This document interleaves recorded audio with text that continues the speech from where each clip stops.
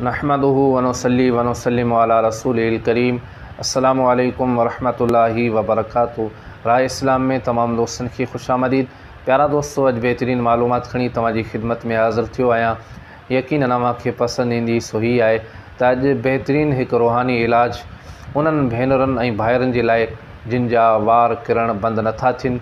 काफ़ी इलाज कराइण जे बावजूदि बि उन्हनि जा वार किरनि था ऐं वार किरण जे करे उहे परेशान आहिनि।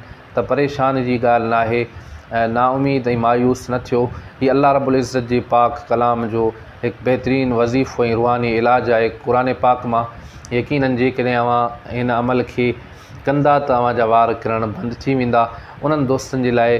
सो उन खां अॻु में अव्हां सां गुज़ारिश आहे त जेकॾहिं अव्हां असांजो चैनल सब्सक्राइब नाहे कयो त असांजे चैनल खे सब्सक्राइब कयो ऐं गॾोगॾु घंटी जे निशान ते क्लिक कयो तांजो असांजी हर अचण वारी नई मालूमात तव्हां ताईं आसानी सां पहुची सघे।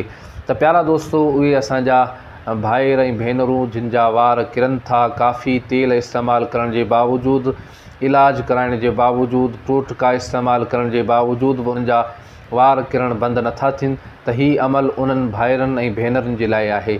त प्यारा दोस्तो, हर बार बिस्मिल्लाहिर्रहमानिर्रहीम सां गॾु सूरतुल लैल 41 मरतबा पढ़ी करे सरह जे तेल या नारेल जी तेल जी बोतल ते दम कयो ऐं राति जो सुम्हण वक़्तु उन तेल जी मालिश, मथे ते उन तेल जी मालिश कयो, वारनि खे उहो तेल लॻायो, उन तेल जी मालिश कयो ऐं कुझु ॾींहं मालिश करण सां इंशा अल्लाह अज़्ज़ व जल वार किरण बंदि थी वेंदा। त प्यारा दोस्तो, हीउ बहितरीन रूहानी इलाज जेको मां अव्हां दोस्तनि जी ख़िदमत में अर्ज़ु कयो, वरी नई मालूमात में अव्हांजी ख़िदमत में हाज़िर थींदुसि।